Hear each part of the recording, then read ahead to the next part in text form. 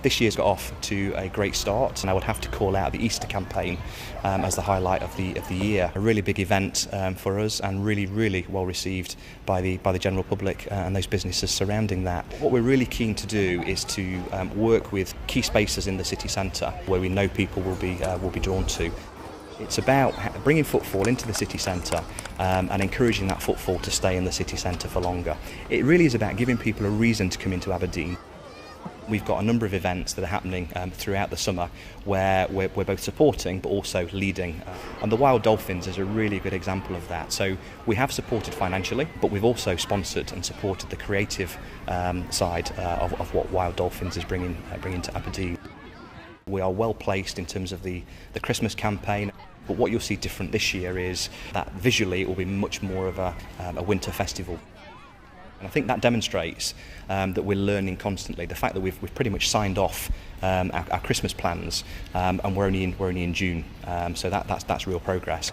I have no doubt at all that the winter campaign and the ice rink this year will be bigger and better.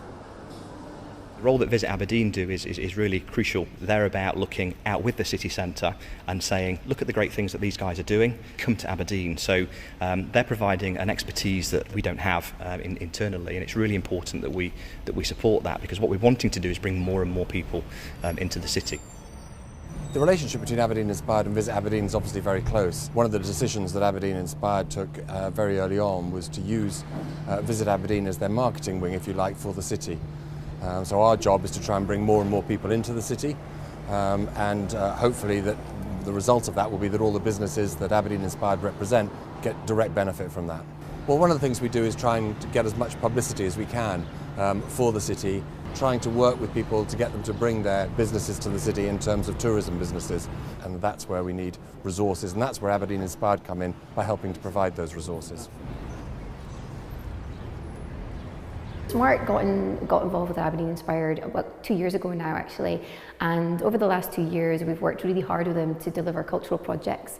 Kindly enough, this year, we've been able to develop that partnership with Aberdeen Inspired, and we're working with them currently on 2 projects. Fabric of the Land is an art and science project that we work with the University of Aberdeen, and is part of the Civic Pride project with Aberdeen Inspired. And our second big project with them, which is really exciting for us, is a new cultural department store that we're bringing to the city. So it's a very different model. It's something that Aberdeen's never seen before, and we're really encouraged that Aberdeen Inspired have kind of embraced it and they're going to support it. Essentially what we're keen to do with Aberdeen Inspired is to kind of look at disused spaces that are maybe not being used as well as they could be, and maybe to kind of, by highlighting the kind of use of a space in a different way, it might bring in potential new clients or new providers of services within the city centre.